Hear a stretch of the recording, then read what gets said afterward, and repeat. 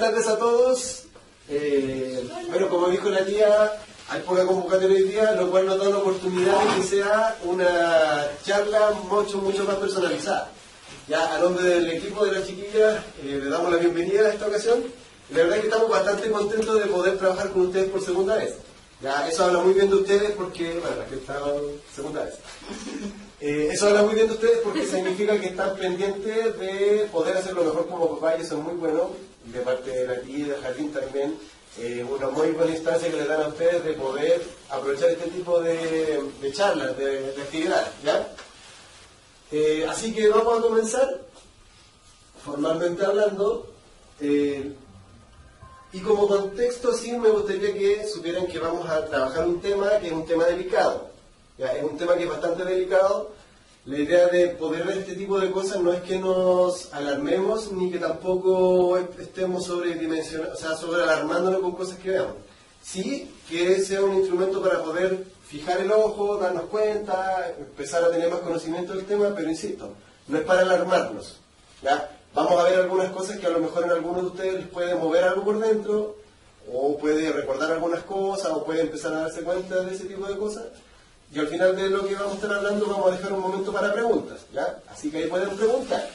Pero aparte de eso sí, vamos a hacer un pequeño break después para pasar el frío. En ese instante sí también pueden acercarse a alguno de nosotros a conversar si quieren, ¿ya? Entonces, sin más que hablar, vamos a comenzar. Y para comenzar vamos a leer una pequeña cosita que sale acá.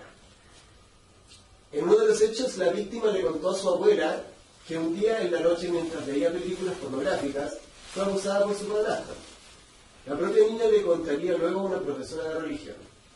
Él ya no está en la casa porque me hacía cosas. El doctor me examinó porque me dolía. Siempre me hacía doler, señaló la pequeña, agregando que a veces se acostaba detrás de mí, me sacaba la ropa y se sacaba de la de él. Me prohibía que dijera algo. Esto ocurre todos los días desde que tengo 6 años. Lo hacía de noche y de día. Me tocaba con sus dedos y su parte íntima. En el día, cuando mi mamá iba a dejar a mi hermano al jardín, y en la noche, cuando mi mamá sale, él lo hacía. Un día mi mamá me pilló viendo una película en el computador, la que siempre veía con mi padrastro. Le conté delante de él a mis abuelos y mi mamá. Todos se pusieron a llorar, y él se enojó conmigo. Me parece bien que ahora no esté en la casa. ¿Qué les pasa con esto, si alguien quiere comentar? A recordar lo de Erika Olivera. O sea, Erika ¿Sí? Olivera. De veras. Sí, me recordó como lo que le pasó a él. Claro. Sí, ¿qué te pasó? ¿Alguien más le generó algo? ¿Le pasó algo con el relato? ¿No? Ya. Yo siempre he dicho que si yo voy haciendo eso, no voy a hacerlo. La respuesta no. Claro.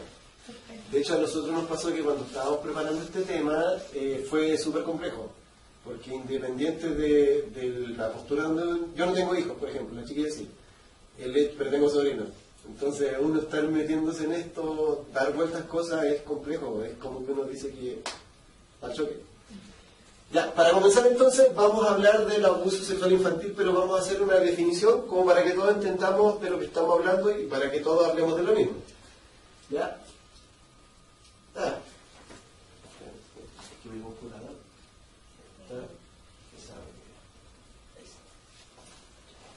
Definición.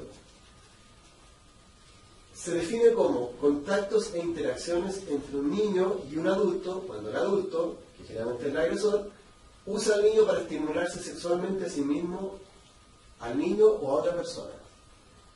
El abuso sexual puede ser también cometido por una persona menor de 18 años cuando ésta es significativamente mayor que el niño, que la víctima, o cuando el agresor está en posición de poder o control sobre el otro. ¿Ya? La idea de poder entender este concepto es que cuando hablemos de abuso sexual infantil, descartemos otras cosas que a lo mejor no son abuso sexual infantil. Por ejemplo, cuando son 2 niños pequeños, ya que a lo mejor se están explorando entre ellos. Ya, Sara va a hablar un poco más profundamente en ese tipo de cosas, pero eso no vendría siendo un abuso sexual infantil. Esto sí. Cuando hay un adulto, ya con un niño, o un niño que es mucho mayor, 17, no sé, yo a lo mejor un pequeñín, ¿ya? Respecto a las estadísticas que nos hablan el tema del abuso sexual infantil, podemos ver que de las causas ingresadas en tribunal, un 5,6 son maltrato físico grave sobre temas de niños, mientras que un 94,5 son abuso sexual, 95,4, perdón, son abuso sexual. ¿Ya? Respecto de las personas que cometen el abuso sexual infantil, el lugar, un 84,7 se ocurre en el hogar, es un abuso intrafamiliar, porque está dentro del hogar. Mientras que el 15,3 es en otro lugar. ¿Ya? Esto nos da ya un vistazo de poder decir, ojo, generalmente pasa adentro de la casa, con los cercanos, no tanto afuera, pasa también, pero mayoritariamente de adentro. Respecto a las figuras del abusador, el padre es en el 18,1% de los casos, el padre. El conviviente de la madre, 13,2%. El tío, 9,1%. Los hermanos, 3,9%. El abuelo, 3,4%. Y ambos padres en un 0,6%. ¿Ya? Vuelvo a decir, esto es cuando está dentro del hogar. ¿Ya? Hay ocasiones en donde hay abuso sexual fuera del hogar que no es constante, aquí vamos a hablar con el azar, le voy a decir eso, que es cuando hay una relación, cuando es constante a través del tiempo. ¿Ya? Y estas son las figuras, imagínense, el padre 18,1%, El mayor porcentaje. el mayor porcentaje. ¿Ya? Yo pensaba que era el 2. ¿El conviviente? Sí. Pensaba que era más. Mire, Con los tíos. con los tíos. No, pero más el conviviente. O sea, como que siempre uno... Claro, Claro, sí, por pero ahí más- hay un Voy de prejuicio, claro, en relación a eso. Pero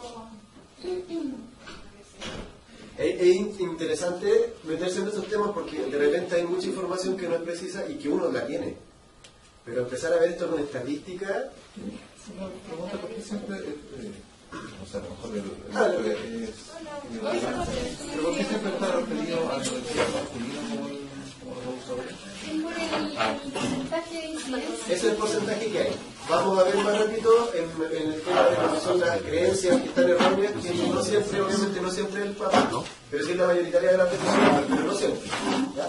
Por eso acá sale que ambos padres 0,6%. Podemos ver que el padre que lo hace más veces, conviviente de la madre, pero es como la cifra más alta. ¿Ya? Después tenemos justamente el tema de las creencias. La idea de esto es que vamos a ver, yo les voy a dar estos temas después de la falsa creencia, algunos indicadores, así como a modo general, y después con la Sara vamos a entrar de allá a lo que son las fases, y al final Sara les va a dar algunas recomendaciones que son importantes tener. Ya, esto es como la introducción. Falsa creencia respecto del abuso sexual infantil. Por ejemplo, miren, para que vayamos comparando con lo que sabemos. Los abusos sexuales son infrecuentes. Al menos 20% de las personas lo han sufrido durante la infancia. ¿Les ha pasado que han conversado con alguna persona cercana que les cuenta algo de eso? Es súper frecuente. Yo cuando empecé a darme cuenta que en mi familia, o personas cercanas, muy cercanas, les había pasado y más de una vez es complejo darte cuenta que sí, es muy frecuente. Hoy ocurre más que antes. ¿Ya? La verdad es que no es que hoy día ocurra más que antes. Lo que pasa es que ahora hay más formas de detectarlo. También hay más denuncias. Entonces está la ilusión de que ahora se hace más. Pero no, antes también se hacía. Antes era normalizado también. Ya bueno, ustedes saben que hay culturas en donde esto igual es relativamente normal, donde el padre inicia a la hija. ¿Ya? Complejo. Dentro de su concepto de normalidad. Claro. Pero en ese caso hay una cultura detrás que que la respalda, justamente. En este caso no. Todos los malos tratos son iguales. Son similares pero no son iguales. ¿Ya? Respecto al mismo tema. Si ocurrieran en el entorno familiar, nos daríamos cuenta. Pero la verdad es que no son tan fáciles de detectar. Hay gente que dice, no, si pasara en mi casa, yo sabría, o yo lo habría notado. Y la verdad es que vamos a ver que hay unas fases bien complejas donde no hay una suerte de hechizo que le ponen a los niños, por decirlo así, donde no se detecta. Es muy difícil. Vuelvo a decir, no es para alarmarse, pero sí para tener ojo. El incesto el tema del acoso, el incesto tiene que ver con la relación con la familia. Claro, los hermanos. Claro, pero aquí tiene un tema de papá, hijo, hija. Se da solo en las familias pobres, y la verdad es que no, ocurren en todos los estratos sociales. Es impresionante ver cómo de verdad ocurre con alta frecuencia y en todos los estratos sociales. ¿Ya? Como también hay familias donde uno puede pensar que pasa y no pasa. Es como súper transversal. Estaba con plata de repente, por lo A veces puede pasar, y lo pueden tapar justamente. Claro. Pero pasan todos los estratos. Tenemos, siempre hay presencia de violencia, no siempre hay presencia de violencia, al menos no violencia física. ¿Ya? Un abusador sexual no siempre agrede físicamente al niño. Ya, vuelvo a decir, hay una suerte de engatusamiento, hay un tema de conquista, y no siempre hay... O sea, pensando que el abuso sexual en sí es una agresión física, el tema del golpe y todo no siempre está presente. Los abusadores son exclusivamente hombres, lo que dice el caballero. La mayoría de las veces lo son, pero no son exclusivamente hombres. También hay mujeres. ¿Ya? Tenemos, los hombres no pueden controlar sus impulsos. Y eso todos sabemos que es falso. Sí lo pueden controlar, sí lo podemos controlar.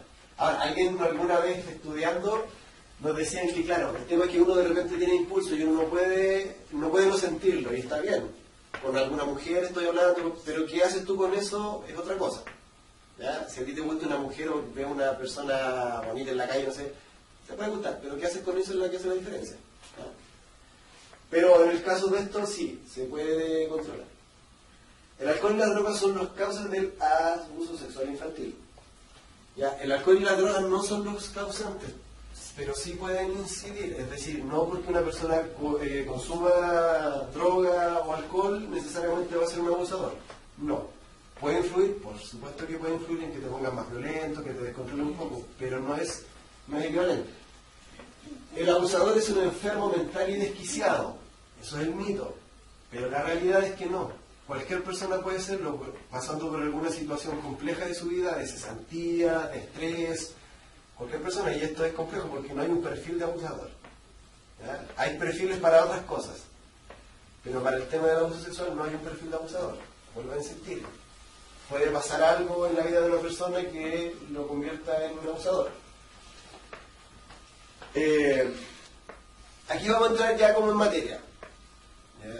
Son harta la información que viene, entonces para que la vayamos conversando, la vayamos trabajando, y vuelvo a insistir, para que vamos poniendo ojo con lo que se nos va presentando en este momento. Indicadores físicos. Lesiones físicas en la zona genital. Ese es un indicador. Bueno, quería comentar, que se me olvidó. Respecto al tema de los indicadores. Ojo, aquí hay indicadores que son muy claros, pero hay otros que no son tan claros. Entonces, no porque haya un indicador que sea poco claro significa que necesariamente hay abuso sexual. Hay que tomarlo dentro de un contexto. Probablemente, no sé, pues si le encuentras semen en la boca, eso es como sí, obviamente. Pero no sé, vamos a ver algunos indicadores psicológicos que a lo mejor te ponen ahí como que puede ser. Pero no es para que tomarlo así textual, sino que, o sea, solitario, se ven dentro de un contexto. Después tenemos dificultad para caminar o sentarse. ¿Ya? Ojo con eso. Secreción vaginal. Quejas por dolor anal y o vaginal. Enfermedad de transmisión sexual. Por ejemplo, esta probablemente, secreción vaginal, y eso ya es como más un indicador como mucho más potente. Pero a lo mejor dificultades para caminar puede deberse, eso sí, pero también puede ser de otra cosa. ¿Ya? Enrojecimiento de la zona genital, ropa interior manchada o ensangrentada, contusiones o sangrado en los genitales externos, zona vaginal o anal, ropa interior rasgada, lesiones, hematomas o erosiones en la zona genital o en los pechos, presencia de semen en la boca y en los genitales o en la, aquí se ve, o en la ropa, parece que es. Después tenemos indicadores emocionales y conductuales. ¿Ya? Aquí ojo con esto porque de repente son como súper sutiles. ¿Ya? Y por eso ojo con esto porque nos puede dar esta información. Tenemos lenguaje que no corresponde a su edad. ¿Ya? El abusador va a hablar de cierta forma con el niño, le va a decir ciertas cosas que probablemente él no debiera saber a su edad. Si está manejando eso, ponle atención. Relatos de actos sexuales que dan cuenta de una vivencia. Si el niño me contó que algo hizo o que algo sintió o que le pasó algo, ojo con eso también.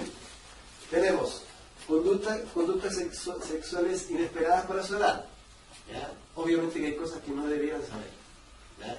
Vuelvo a decir, más ratito cuando ya nos metamos de lleno en el tema, en la etapa, y van a salir un poco más de ese tipo de cosas. conductas masturbatorias excesivas o inadecuadas. ¿Ya? Hay casos, muchos casos donde hay niños pequeños que se masturban con la esquina de las mesas, niñas por ejemplo, o los niños que van donde las niñas, o que uno sabe que no corresponden a un juego, que hay algo más allá. Reproducción de actos sexuales por uso de objetos, muñecos o animales. Es decir, cuando tomo dos juguetes, o sea, dos muñequitos y empiezo a jugar que están haciendo cosas que no debiera saber. El viene por ahí. Comportamiento sexualizado, cambios repentinos de comportamiento. ¿Ya? Y esto es como súper notorio porque a veces los niños son como muy felices, como que andan jugando y de repente hay un corte. Y se puede notar que hay un corte. Ojo con eso también. Baja inesperada del rendimiento escolar y evitar el regreso al hogar. ¿Ya? Eso también es una señal de alarma. ¿Ya? Vamos a dejar hasta aquí esta parte que es la introducción. ¿Ya? Entonces ahora lo que vamos a hacer como decorativa, nos vamos a tomar algo. Un cafecito. Para continuar con nuestra charla de hoy acerca del ASI o abuso sexual infantil, esa es la sigla, me gustaría exponerles hoy acerca de las fases del abuso. ¿Cuál es la idea de que ustedes sepan cuáles son las fases del abuso? Es netamente apuntado hacia la prevención que tenemos que tener como padre hacia el cuidado de nuestro hijo. ¿Ya? Para eso quiero que comencemos con un video.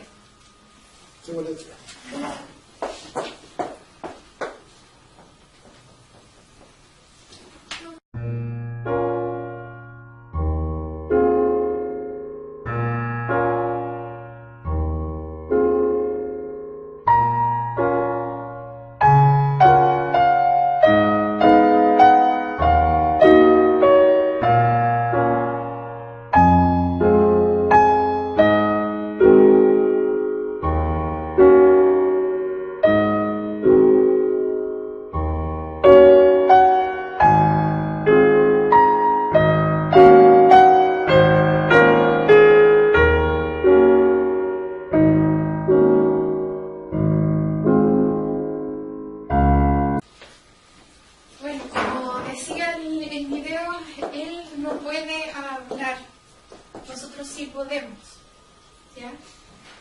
A tanto omitir como no denunciar es delito.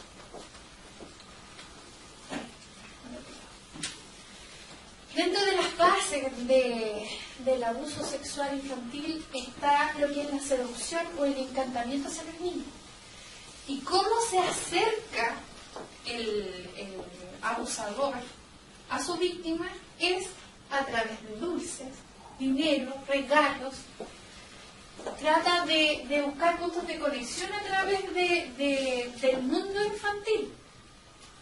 No es menor que, por ejemplo, choferes de transporte escolar sean abusadores pedófilos, o los que están en las plazas sean como politistas, acosadores.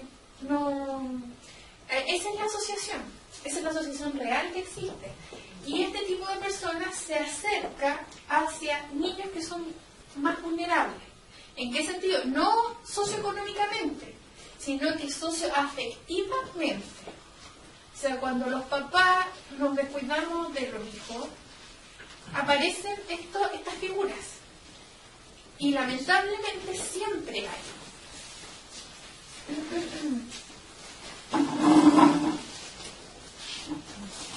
La fase 2, en la escalada de lo que es el abuso, es la fase del silencio.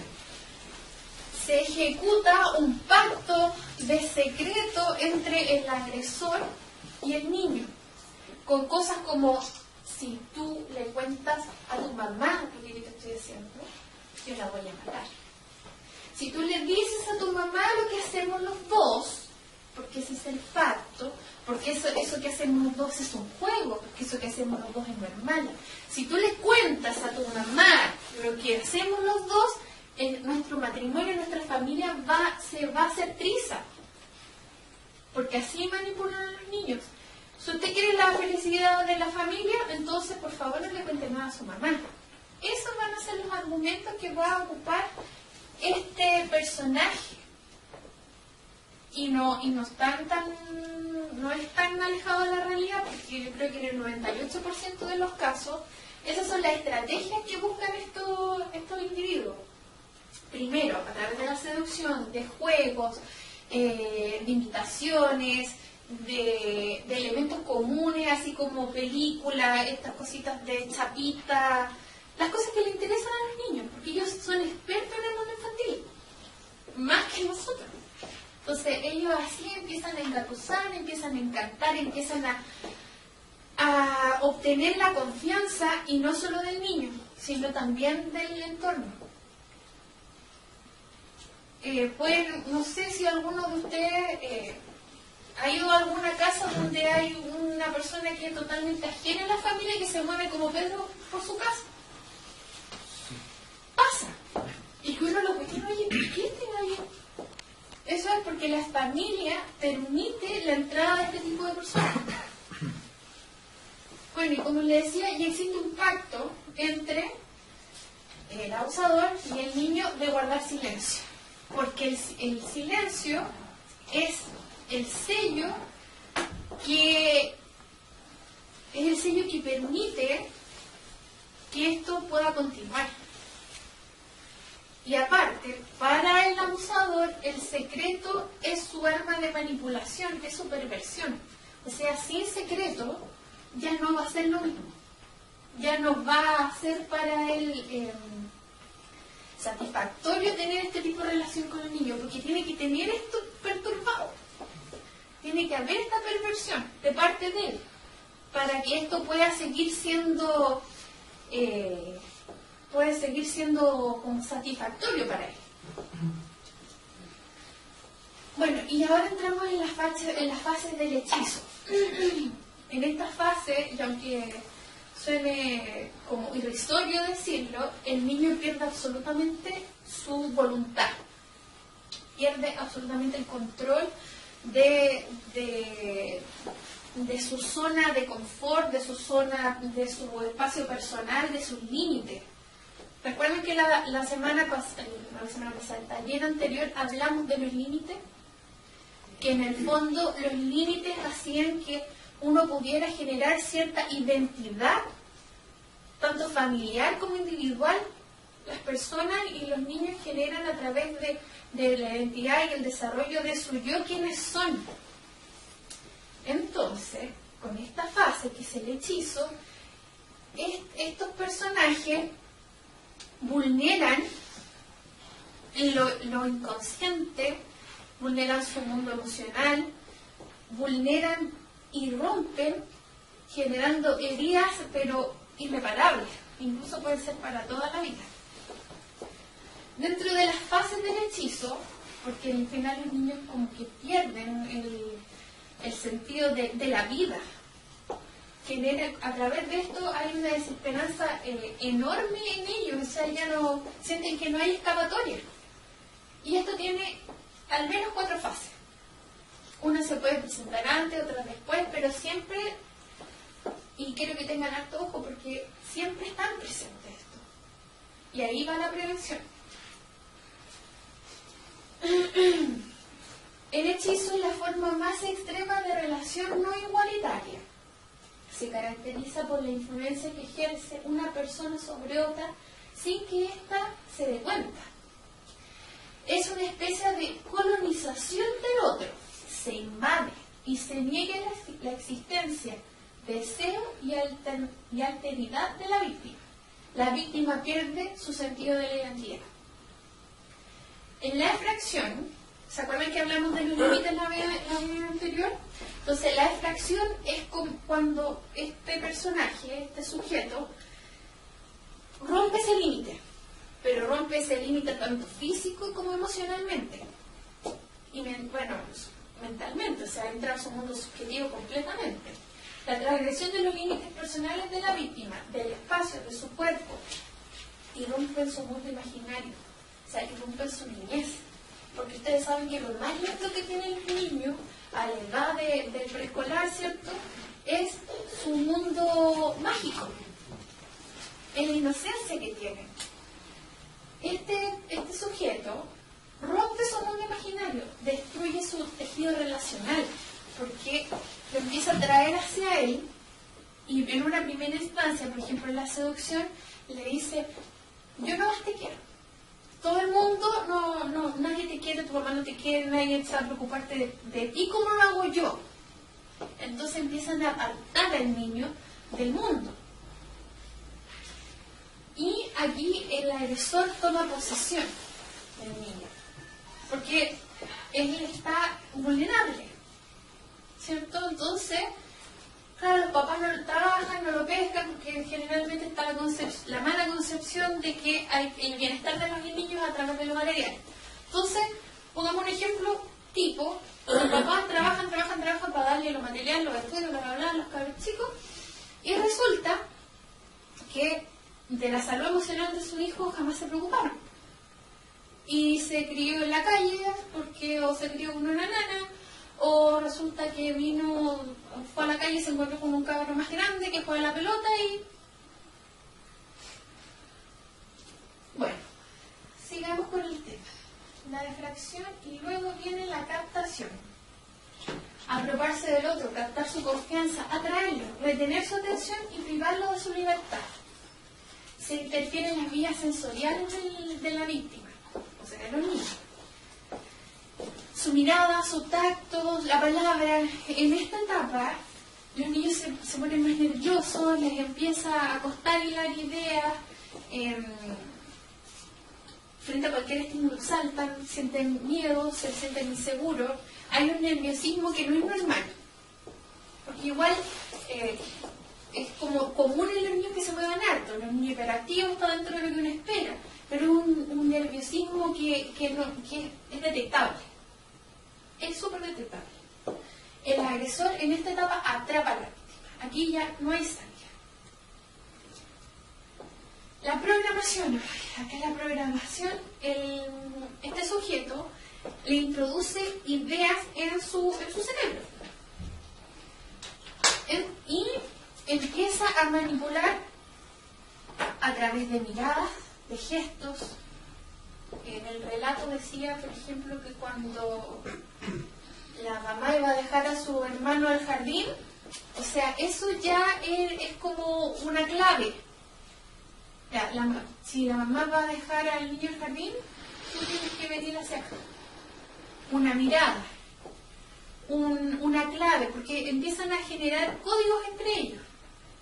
O sea, en realidad el perpetrador en el fondo es el que establece este tipo de señales, ¿cierto? Y mensajes entre que las dos personas ahí puedan tener un mundo aparte, porque esto es un mundo aparte de la relación de familia, de la relación de amigos, es otro proceso. Entonces, una mirada, un gesto, ya significa algo. En la programación, que viene a ser como dentro de las últimas fases, también el niño ya cambió. Ya ese niño que era infantil, juguetón, amigo de los amigos, cariñoso con los papás, cambia abruptamente. Porque acá ya empieza a manifestarse la erotización. Los niños empiezan a necesitar sentir placer, pero no es un placer por deseo, es un placer de trauma. Y es súper extraño a lo mejor lo que te podía decir, pero a través del psicoanálisis, Freud dice que sin trauma no hay placer. Es súper fuerte. Pero esa es una forma de explicar cómo y por qué ocurren estos fenómenos. Entonces resulta que el niño empieza a tocar a las compañeras. Resulta que el niño se empieza a tocar. Cambios de peso, duermen mal. O, por ejemplo, empiezan a tener un lenguaje que no es el adecuado a su edad. Empiezan a hablar de hacer el amor, porque un sujeto perpetrador, un pedófilo, un violador, no le va a decir al chiquitito vamos a tener sexo, jamás, porque lo va a asustar. Sí, para los niños eso, su edad está dentro todavía de su intimidad. Porque yo no creo que exista padre que no le diga a su hijo: tus zonas privadas nadie te las toca. Todos le decimos. Y no solamente le dice uno en la familia, en papá, mamá, le dicen en el colegio, en las redes sociales, cuántas propagandas no hay acerca de la prevención, pero aún así, estas personas, y que son un porcentaje del 95,4% de los casos ingresados a tribunales, ingresan y se apoderan de los menores, ¿cierto? Aparte de la erotización, el niño ya empieza a creer que tiene una relación, o sea, el agresor le hace creer al niño que tiene una relación con él. Le genera culpa de su deseo. Y eso es súper dañino. Porque en el fondo primero parte con que si tú hablas, yo le voy a contar a tu mamá, pero después ya lo mete completamente a su juego. Entonces ya empiezan a tener una relación. O sea, tú eres mi mujer, tú eres mi polola. Porque hay veces hay niñas que tienen 12, 13 años, ya más granitas, que dicen en la casa que tienen un pololo, y después llegan embarazadas y el pololo nunca más se vio. Y resulta que el padre del bebé es también su padre.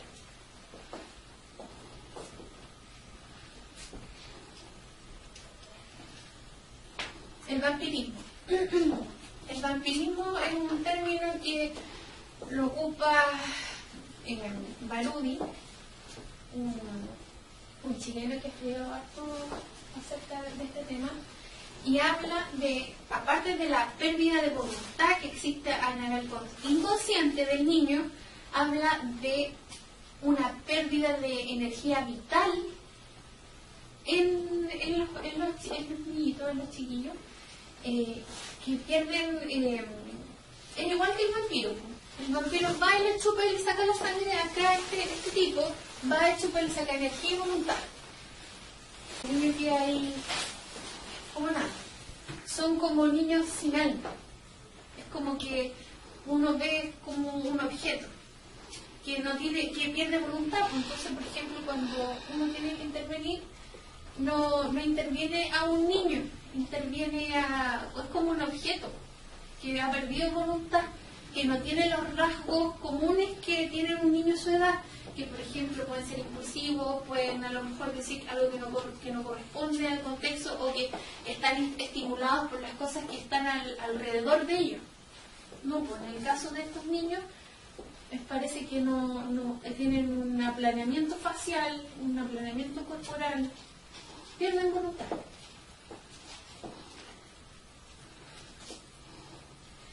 Y la cuarta fase, que es la divulgación, es cuando el niño ve que lo que le pasa a él le puede pasar potencialmente a otro niño o a otra persona de su entorno cercano. Es cuando él habla, por miedo de lo que él está viviendo, y también porque él se empieza a sentir abandonado, porque el objeto de deseo de este sujeto, del abusador, cambia. Entonces, mal que mal, inconscientemente, para él también es como un abandono. Y así como comienza la fase de divulgación, porque el niño siente que lo que le puede pasar a él le puede pasar a otro, o cuando es detectado por un tercero. Por ejemplo, las tías del jardín, cuando empiezan a haber conductas que no son las apropiadas para la etapa de su ciclo vital. ¿Y qué pasa acá en la etapa de divulgación? A veces este top secret se rompe, ¿cierto? Queda, pero la batadora en la familia, y pueden pasar dos cosas. La primera es que, producto de este quiebre familiar, que como hablábamos, el porcentaje mayor es el del padre, ¿cierto? El padre se va del hogar deja de mantener a la familia y empieza la presión familiar hacia el niño para que se retracte de lo que dijo. Hay un montón de casos en que la mamá cree ciegamente en el relato del padre y después empieza a ser el hijo un enemigo porque el niño parece que está medio loco. Y no solo el relato del niño el que después se pesquisa, porque a un niño que ha sido abusado yo no le voy a preguntar ¿qué te hizo el tío? ¿No? Yo creo que necesito que se sienta al lado mío sin decir palabras y que dibuje. Y listo. Nada más.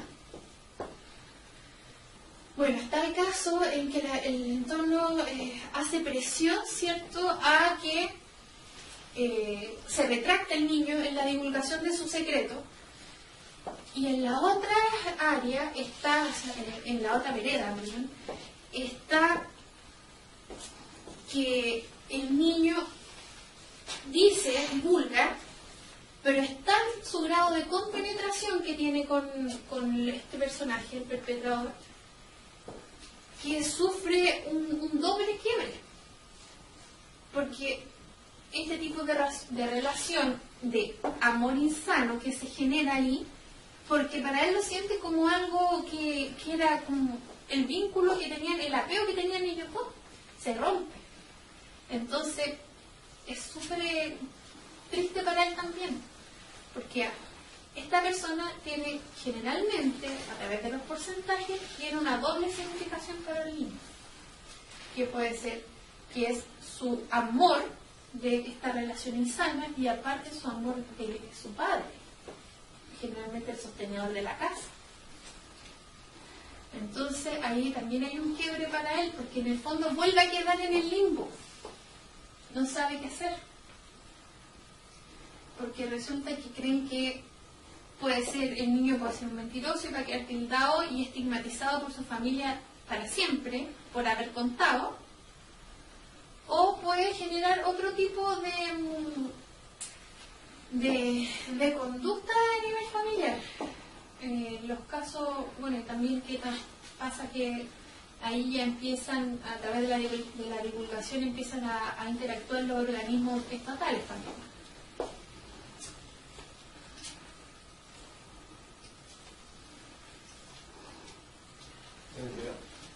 El video. Este es el video que les traje hoy día, que es súper lúdico de cómo es lo que le pasa a un niño en su inconsciente cuando es víctima de un abuso. Y quiero que le pongan harta atención porque es súper decidor. Who can tell me, hands up, 9 times 8? Sally, do you know the answer?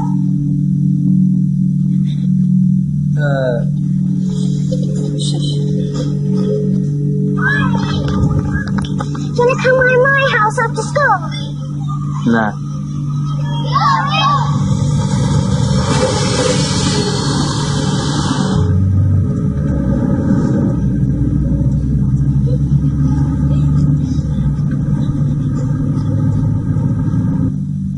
Sally, you're not eating again. What's wrong?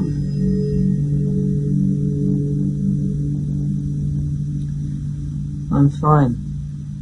Can I go now?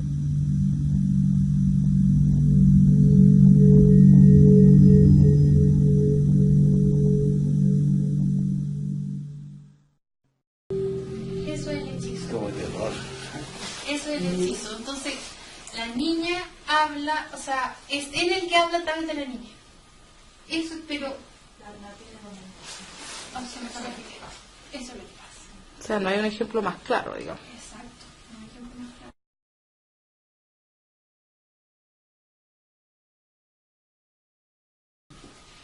¿Qué hacemos si un niño adolescente nos cuenta que fue víctima de abuso sexual o de violación? Insistimos, esto no es para alarmar, no es para que estemos ahí, pero sí es importante. Y lo primero que se dice...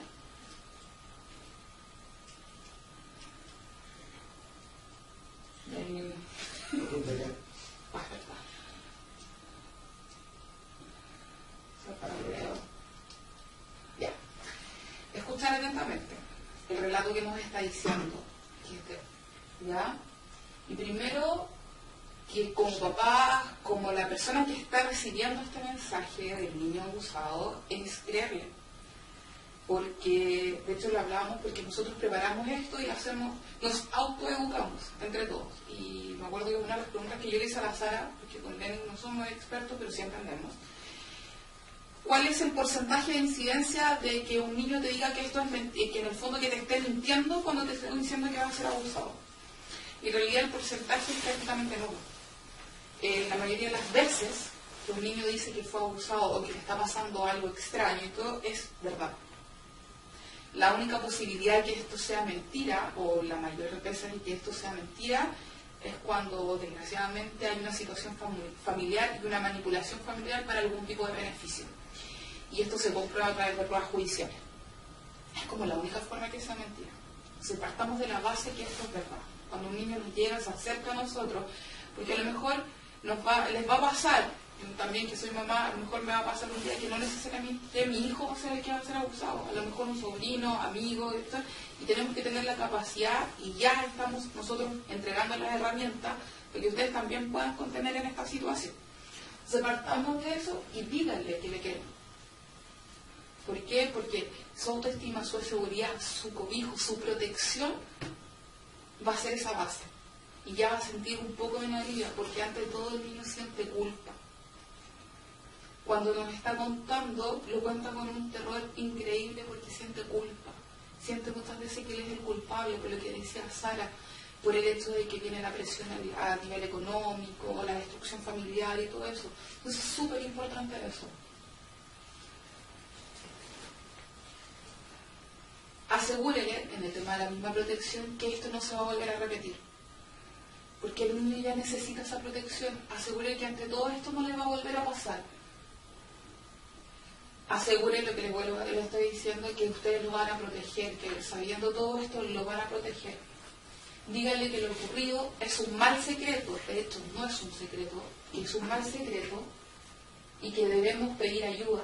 Y demuéstrele que usted le cree. ¿De qué forma? Pidiendo la ayuda. Ustedes pidiendo ayuda. Ahora, hay muchas formas de hacerlo. Porque para empezar, ustedes como papás, si lleva a su hijo, usted, desgraciadamente, las personas somos así. El ser humano de repente se comporta así. Lo más probable es que les va a pasar, ustedes se van a cuestionar, pero ¿en qué momento pasó esto? Que yo no me di cuenta. ¿Por qué pasó? Lo primero que tienen que hacer no es pensar en ustedes. Es en pensar en la protección del niño. No pensar por qué dejó pasar. No, tratemos como de atraernos de nosotros, o de ustedes como padres, y pensar en el niño directamente. Entonces, ¿cómo pedimos ayuda?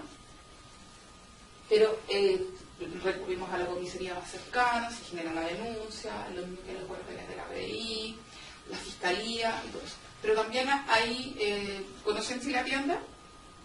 Si la Tienda tiene dentro de esto también un factor de pregunta, el cual te generan guías y todo eso. Y hay un teléfono también, que incluso sale en las páginas web, que es el 633-30.000, también te asesoran. Porque a lo mejor no son de ustedes directamente, pero no saben cómo hacerlo. Aparte que la persona que puede denunciar un aviso puede ser cualquier persona. Y aquel, porque pasa, yo he escuchado casos que no, yo fui a hacer un abuso, de violencia intrafamiliar, no, yo fui a hacer un abuso, pero como no era familiar, no era nada, era el vecino, no me tomaron en cuenta. No, tienen derecho. Ustedes saben que hay un niño que está siendo abusado, violado, etcétera, o por violencia. Si ustedes no hablan, son, ¿cómo se dice? Cómplices. Son cómplices de la situación. ¿Puedo agregar algo? Respecto a lo que dice la Sara, no estoy 100% seguro, pero me imagino que se aplica igual que en el caso del maltrato. Por ejemplo, en el caso de los docentes, los profesores, la persona que tiene conocimiento a nivel como de institución tiene una cantidad de horas que creo que son 48, máximo para denunciar. 24. Tiene que hacerlo, porque si no se entiende que es cómplice. Sí, de hecho, y también para los docentes hay que tener también mucho cuidado, bueno, profesores, educadores y etcétera, alumnos en práctica y todo, porque a nosotros, yo me acuerdo que cuando yo estaba estudiando, íbamos como en segundo tercero, una compañera de nosotros que estaba en un nivel más alto, generó una denuncia, pero ella de forma directa, no siguió conductos regulares. Entonces eso también, y si se comprueba que es mentira, aparte, la persona puede perder toda la carrera. Entonces aparte, si una de las tías que siente estado, contener, respirar profundo, hablar, generar reuniones, encuentros, etcétera, para poder generar estas denuncias. No pueden llegar y hacerse tampoco. ¿Ya? Ya, hablamos un poco de forma de prevención para las formas de prevención son más o menos las que hemos hablado. Tiempo en familia. Mientras más los papás pasen, o papá, hablo mamá, sobre todo mamá básicamente, pasan tiempo con su hijo, existe una muy baja posibilidad de que esto suceda. Yo sé que en el tiempo convulsionado en el que vivimos ahora es complejo, pero es importante. Debemos, las mamás sobre todo, porque como hablamos del tema de los porcentajes, a veces los papás un poco más altos, pero eso no quiere decir que tampoco que sea así, tenemos que estar presentes en el día a día, o sea, preguntar, verlo. Entonces, yo como mamá, revisarlo, porque es así. Es parte de, ¿ya? Comunicación positiva y afectiva, o sea, si el niño nos está contando algo, o sea, ponerle el máximo de atención. Yo siempre he dicho, la prioridad en un relato, cuando los adultos están conversando y llega un niño corriendo, por mucho es primero el niño. Los adultos pueden esperar, podemos entender la espera. Un niño, si yo le digo espérate, no va a entender. Así que es súper importante. Entrando más allá, el tema de los límites. Tener los límites, el tema de los tíos que decía la Sara, de repente también tener amigos, hay amigos muy buenos, amigos que ayudan pero eternamente, pero de repente igual ese tío muy cariñoso hay que poner límites. Ya el tema de los juegos también es una forma de prevención o de actuar. Los juegos son muy decidores también. Los juegos sobreestimulados, los juegos que hablan de comparar que no son adecuadas. Para mí, el juego te ayuda en todos los ámbitos para descubrir, para educar, para desarrollarte. Entonces, es súper importante. Quiero agregar respecto a la respecto al juego. Los juegos tienen un componente súper importante que es lo que se llama, es una palabra técnica que no tiene que ver mucho con el tema, pero en el fondo es como entender a tu hijo, leer a tu hijo, darte cuenta, y eso en el juego lo vas cultivando, aprender a ver, en el fondo aprender a conocer a tu hijo. Ya, mientras más juegas con él, es más la posibilidad de generar una relación buena, mayor comunicación. Ya, por eso también es importante el tema del juego. Sí, es que nosotros trabajamos harto también el tema del usuario, bueno, o sea, de los juegos. La Sara, aparte de educadora, Lenny trabaja en el área, aparte yo hago lo que es educacional y vocacional. Entonces, para nosotros el tema del juego es una herramienta educativa, de desarrollo, de ver conductas, relaciones familiares, porque los niños a través del juego expresan todo. Es increíble cómo los niños a través del juego expresan todo. O sea, uno no se da cuenta, pero el juego es una herramienta que ustedes como papá tienen, pero para todo. De repente los papás que son más adultos nos cuesta jugar, pero es increíble. Por eso se les digo, o sea, por eso para extender un poco y todo. Y para ir cerrando esto no es para alarmarlos, esto es para prevenir. Ahora ustedes tienen una herramienta que muchos papás no tienen. Saben cómo apoyar, cómo ayudar a sus hijos, cómo trabajar con ellos. Apoyo profesional van a encontrar. Artículos en internet van a encontrar, pero no es para que se sobrealarmen, todo lo contrario. Esto es para decir y estar más con sus hijos, estar no 4 ni 6, sino todos los ojos que encuentren sobre sus hijos, ¿ya? Y sobre todo, que amen, porque ellos son su vida, igual que yo. Nada, para terminar vamos a poner un video que yo creo que lo han visto ya, pero de todas maneras lo vamos a mostrar en el fondo para mostrar qué tan fácil es para un adulto a veces pescarse a los niños. O sea, ustedes hagan como que no lo han visto. Asómbrense. Capacidad.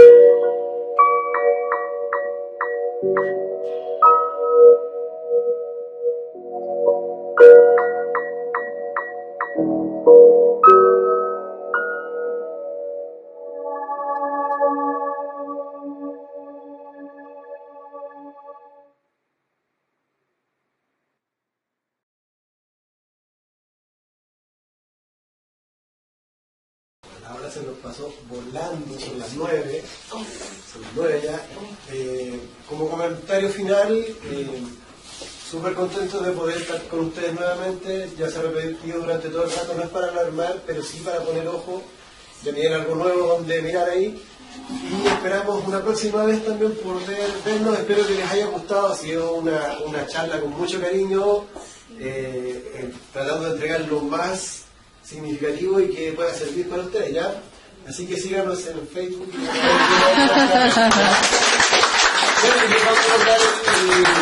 El video para la gente que no pudo venir. Aquí saludando a la gente de la cámara. Díganle que se perdieron. Eso es lo parecido. Hola para la tía que está grabando.